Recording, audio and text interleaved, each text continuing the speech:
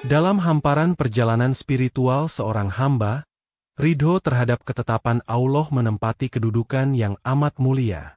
Ia adalah cerminan dari iman yang telah meresap hingga ke kedalaman jiwa, membuahkan ketenangan di tengah gejolak, dan menumbuhkan senyuman di balik air mata.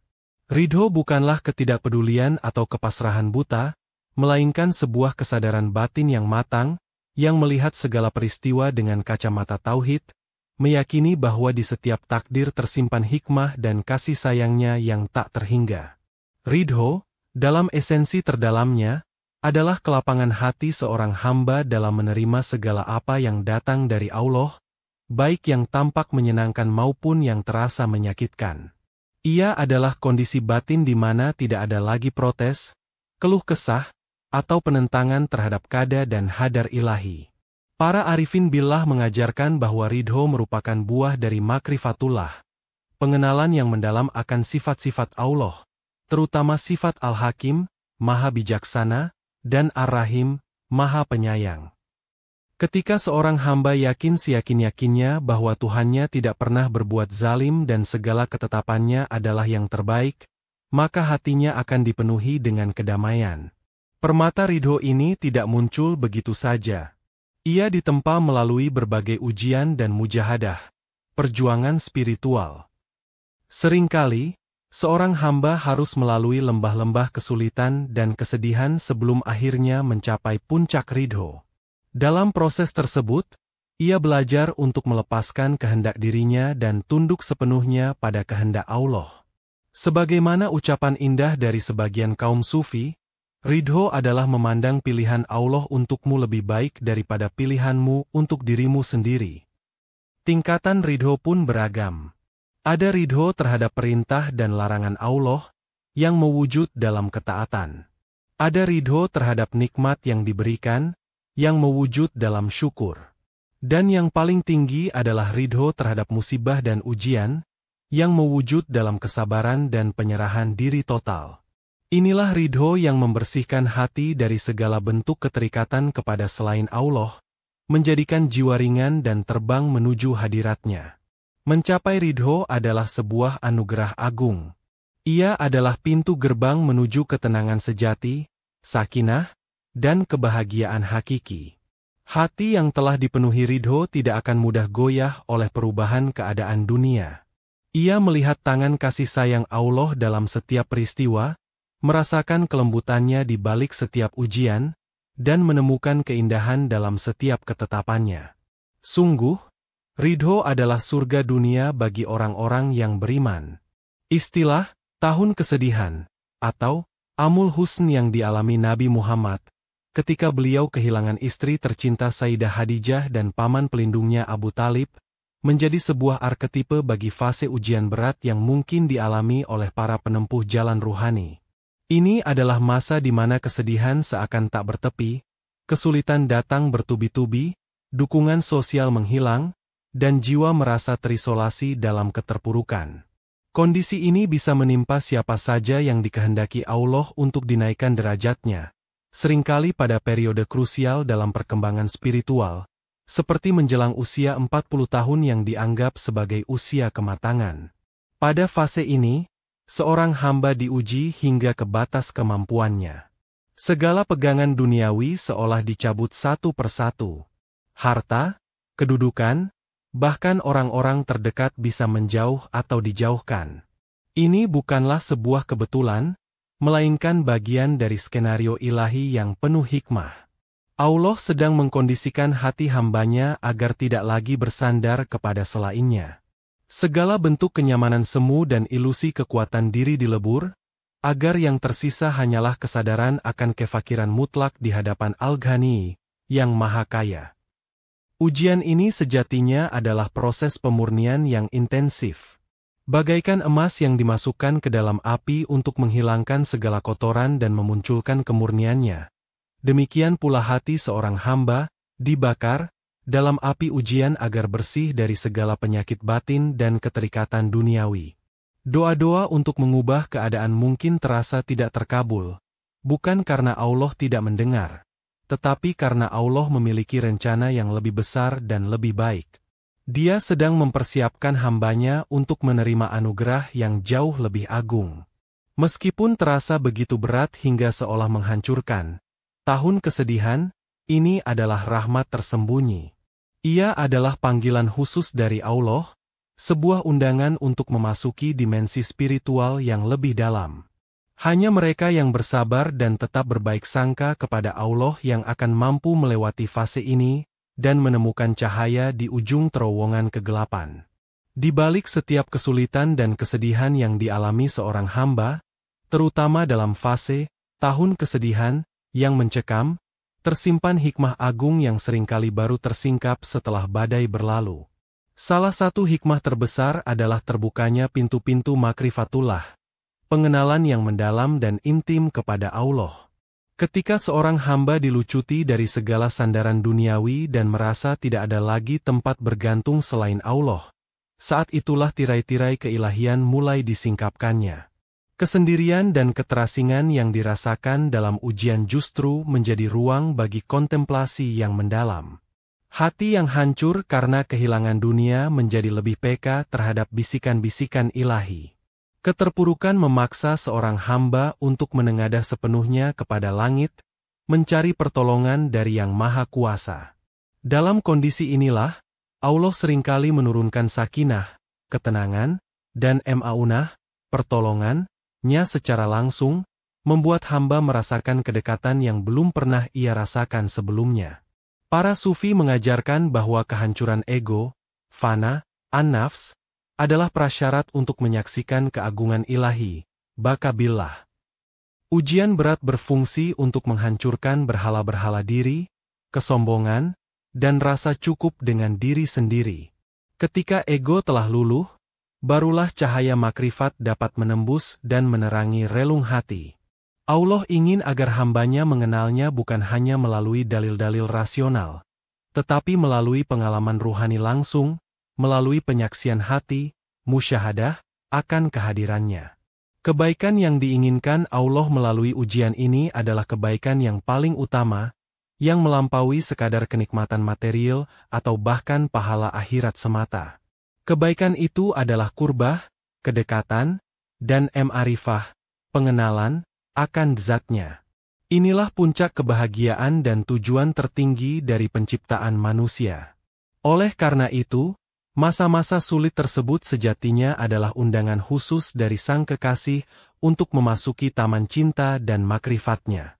Inti dari ujian berat yang menimpa seorang hamba pilihan adalah proses penyucian hati, tazkiyatul qalb, yang didesain secara khusus oleh Allah. Hati manusia, secara fitrah, cenderung kepada kebaikan. Namun, dalam perjalanan hidupnya, ia seringkali terkontaminasi oleh berbagai kotoran, baik yang berasal dari dalam diri, hawa nafsu, maupun dari luar, pengaruh lingkungan.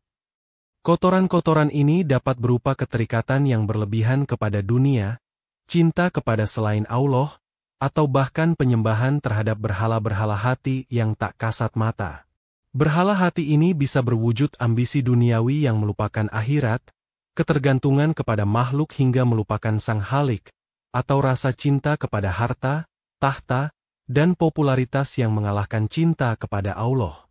Allah, dengan kasih sayangnya, tidak ingin hati hamba yang dicintainya terkotori oleh hal-hal tersebut.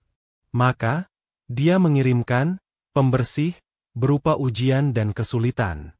Kehilangan harta, jabatan, teman, atau bahkan kesehatan, adalah cara Allah untuk melepaskan ikatan-ikatan yang membelenggu hati dari mengingatnya. Proses pembersihan ini memang terasa menyakitkan, ibarat operasi yang harus dilakukan untuk mengangkat penyakit kronis. Namun, tujuannya adalah untuk kesehatan ruhani jangka panjang.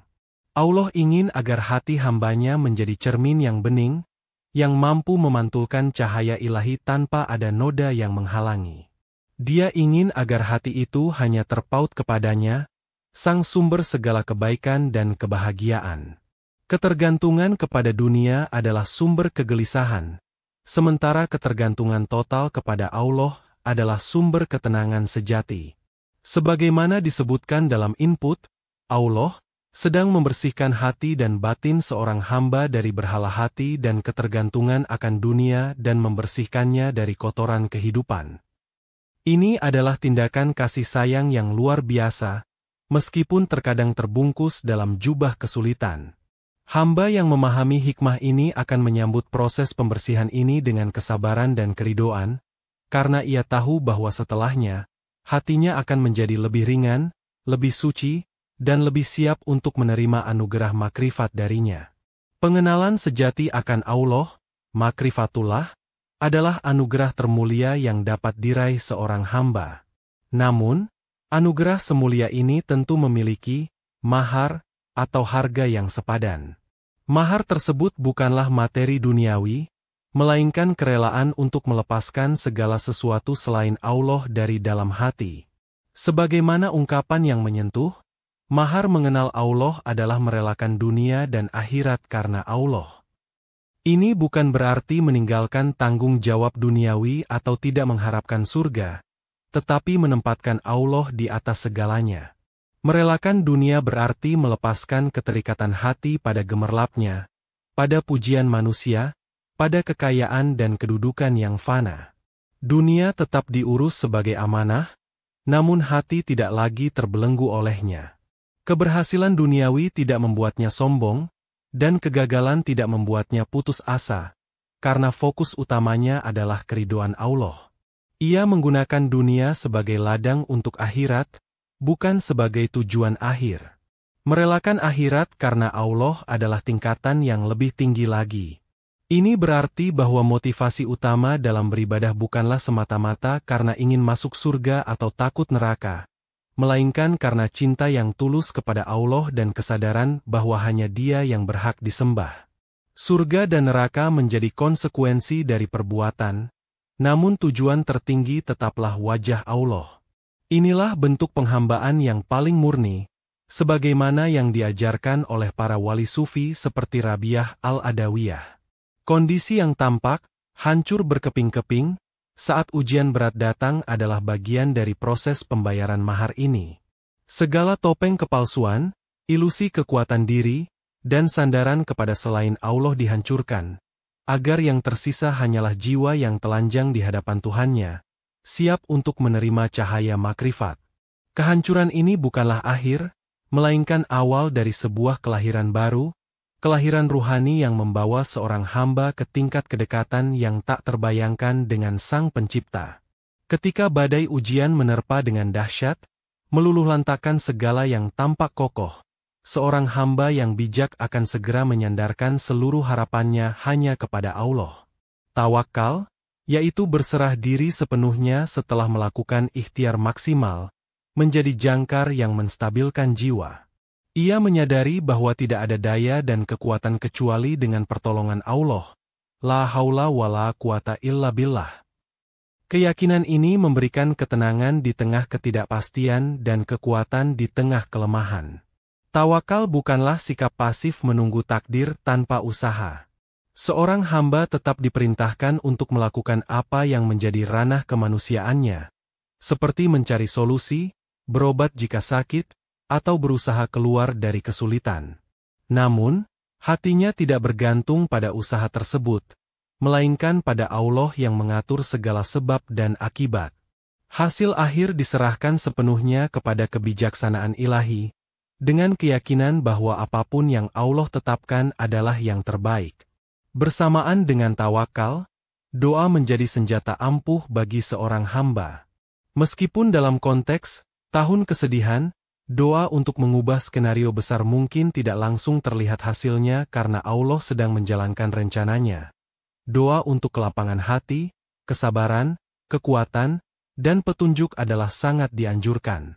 Berdoa memohon agar Allah membimbing langkah di jalan yang diridhuinya, kemanapun Dia menuntun, adalah bentuk pengakuan akan kelemahan diri dan kebutuhan mutlak akan bimbingannya. Doa dalam kondisi sulit memiliki kekuatan khusus karena ia lahir dari hati yang hancur dan tulus. Ia adalah bisikan jiwa yang paling jujur kepada Sang Pencipta. Allah Maha mendengar rintihan hambanya, dan Dia tidak akan menyia-nyiakan doa yang dipanjatkan dengan penuh keikhlasan. Bahkan jika jawaban doa tidak sesuai dengan apa yang diminta secara harfiah, Allah pasti akan memberikannya dalam bentuk lain yang lebih baik, seperti kesabaran, hikmah, atau pahala yang berlipat ganda. Di tengah himpitan kesulitan yang seolah tak tertanggungkan, seorang hamba harus senantiasa mengingat janji-janji Allah yang penuh kasih. Salah satu janjinya adalah bahwa Dia tidak akan membebani seseorang melainkan sesuai dengan kesanggupannya. Ini berarti, seberat apapun ujian yang datang, Allah tahu bahwa hamba tersebut memiliki potensi untuk melewatinya, tentu dengan pertolongan dan rahmat-Nya. Keyakinan ini memberikan secercah harapan dan kekuatan untuk terus bertahan. Allah juga berjanji akan senantiasa memampukan hambanya menghadapi segala sesuatu dan risiko sebesar apapun. Ini adalah manifestasi dari sifat Allah, Al-Qawi, yang Maha Kuat, dan Al-Matin, yang Maha Kokoh. Ketika seorang hamba berserah diri kepadanya, Allah akan mencurahkan kekuatan dari sisinya, kekuatan yang melampaui batas-batas kemampuan manusia biasa. Banyak kisah para nabi dan wali yang menunjukkan bagaimana mereka mampu melewati ujian-ujian luar biasa berkat pertolongan langsung dari Allah. Pertolongan Allah bisa datang dalam berbagai bentuk, terkadang dari arah yang tidak disangka-sangka. Bisa berupa ilham untuk menemukan solusi, datangnya bantuan dari orang lain, perubahan kondisi yang tiba-tiba, atau bahkan ketabahan dan kekuatan batin yang luar biasa untuk menanggung beban. Yang terpenting adalah menjaga keyakinan dan prasangka baik kepada Allah, karena Allah sesuai dengan prasangka hambanya. Oleh karena itu, seorang hamba tidak perlu merasa sendirian atau tak berdaya. Selama ia menggantungkan hatinya kepada Allah, pertolongannya pasti akan datang. Ujian yang berat adalah kesempatan untuk menyaksikan secara langsung kebesaran kuasa Allah dan kebenaran janji-janjinya. Setiap kesulitan yang berhasil dilewati dengan iman akan semakin mempertebal keyakinan akan pertolongan Allah yang tak pernah terlambat. Setiap perjalanan spiritual yang penuh liku dan ujian, jika dilalui dengan kesabaran, keikhlasan, dan ridho, akan selalu berujung pada keindahan yang tak terperi. Allah telah berjanji bahwa, sesungguhnya sesudah kesulitan itu ada kemudahan. Dan kemudahan yang paling agung, hadiah terindah yang menanti di penghujung kesabaran, adalah kedekatan, qurbah, dan perjumpaan, lika. Dengannya, baik dalam makna spiritual di dunia maupun secara hakiki di akhirat. Anugerah ini melampaui segala bentuk kenikmatan duniawi dan bahkan keindahan surga sekalipun. Bagi para pecinta Allah, memandang wajahnya dan merasakan kedekatan dengannya adalah puncak segala dambaan.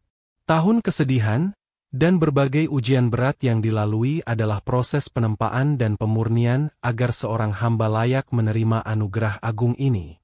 Segala penderitaan dan air mata akan terbayar lunas, bahkan terasa manis, ketika tirai disingkapkan dan hamba diizinkan untuk merasakan keintiman dengan Sang Khalik. Hadiah terindah ini juga bisa berupa terbukanya mata hati untuk menyaksikan hikmah di balik setiap kejadian, dianugerahkannya ilmu laduni, atau diangkatnya derajat di sisi Allah hingga menjadi kekasihnya, waliullah. Hati yang telah bersih dan teruji akan menjadi wadah yang siap menampung cahaya-cahaya ilahi dan rahasia-rahasia makrifat. Kehidupan setelah melewati ujian berat akan terasa berbeda, lebih bermakna, lebih tenang, dan lebih dekat dengan Allah. Maka, bagi setiap jiwa yang sedang berada dalam pusaran ujian, janganlah berputus asa. Pegang teguh tali kesabaran dan ridho. Yakinlah bahwa Allah sedang mempersiapkan sesuatu yang istimewa.